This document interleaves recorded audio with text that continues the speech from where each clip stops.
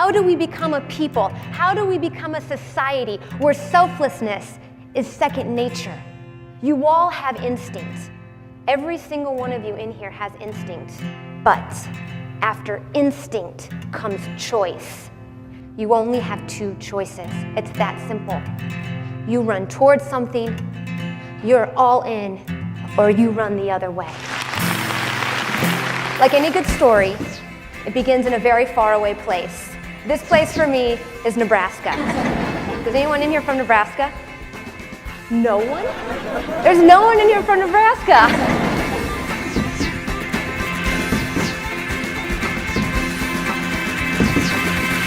You know, last year here on Boylston Street, so many people showed strength and courage. Among them, a doctor who rushed in to help, did not hesitate, and who remains committed on making a difference. I do think it's so important to highlight what you and so many others did, which is running toward this blast to try to do what you could to help. Picture the most beautiful day in your life. Crystal blue skies, perfect weather, surrounded by kindred spirits. The ultimate high. That was how April 15th started. Now there's a very famous phrase in Boston. Right on Hereford, left on Boylston. Once you reach this signpost, you have 800 meters left of the Boston Marathon. You're done. Your race is done. You're crossing that finish line. This is where I was when I heard one explosion and then another. I paused for a second and I asked myself, should I run towards this danger? I don't know what's ahead. Should I run towards it? This chaos? Should I stand here and just let it circle around me? Or should I turn and run the other way? And I want to ask you guys this question, the same question I asked myself. This is a very tough question to ask yourself.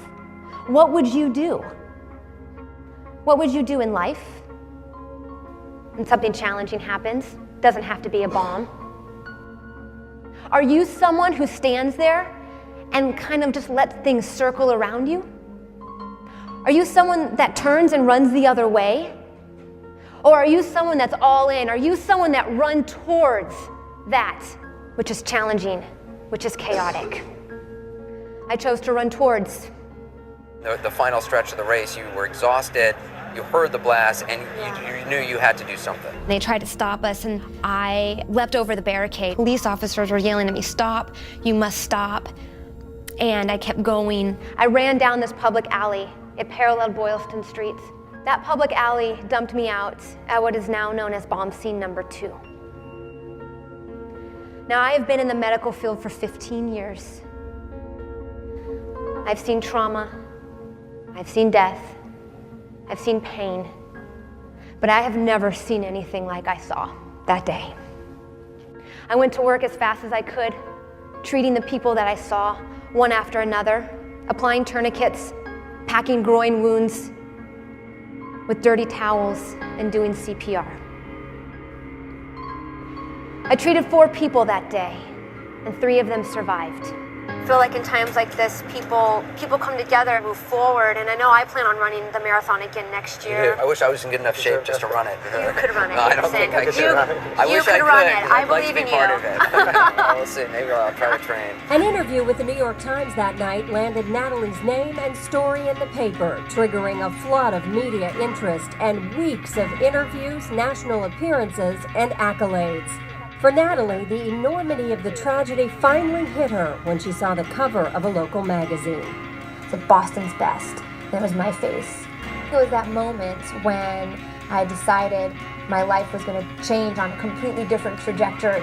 Have any of you in this crowd made decisions based on what others thought you could or couldn't do?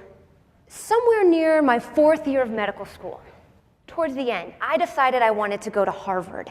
And so I stroll into my counselor, who needed to write me a letter of recommendation. And I say, I want to go to Harvard. I want to do my training at the best hospital for children in the country. You know what he said to me? People from Nebraska don't go to Harvard. Swear to God, that's what he said.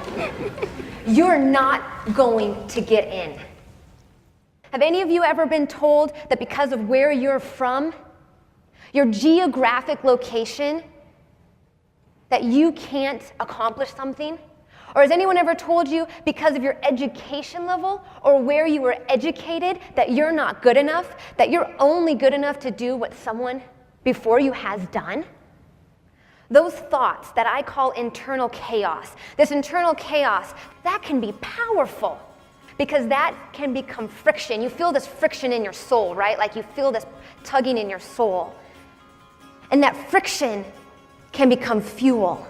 And if you use that fuel to give yourself courage, you will be able to do what people don't think you can. In 2011, I became the first person ever from Nebraska to be accepted into the Harvard training program at Boston Children's Hospital.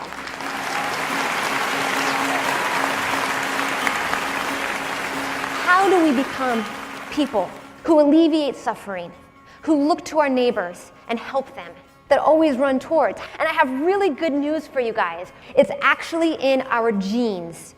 We are biologically programmed to be courageous. We are biologically programmed to be altruistic. This guy right here, W.D. Hamilton, he's an English evolutionary scientist, and he mathematically proved that the survival of a species depends on their altruism, on their selflessness, on engaging with the people around them in a manner that lifts everyone up instead of bringing them down. I want to bring it to the 21st century for you guys for just 1 second. There's a neurobiologist whose name is Dr. Grafman. He studied this question. He looked at the brain, and he wanted to see what areas of your brain light up when you do something good. That area right there, that dot is your amygdala. Your amygdala is your reward center. Your brain is wired to reward you. The more you help someone, the more likely you are to be helpful. The more altruistic you are, the more altruistic you will be. The more courageous you are, the more courageous you will be. It's biologic brilliance, and you have it. My challenge to you is ask yourself, what kind of person am I? Am I someone who runs towards? Am I someone who deconstructs the impossible? Am I someone who goes for it even when others say I can't? 2, I want you to recognize how important you are. How important you are in this common cause in which you are here for today, in which you are participating. Recognize your importance, because with that recognition, you have power.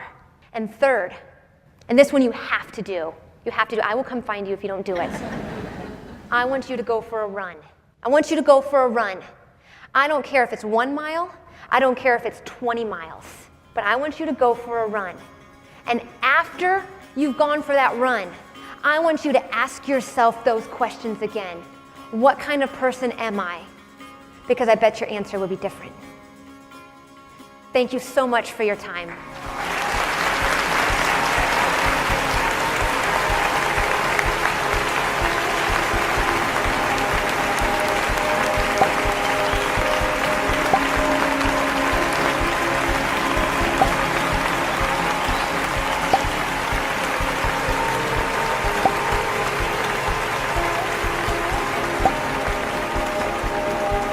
Certainly never forget your efforts and the efforts of all those. So thank you. It's really an honor to meet you. It's a pleasure. Yeah.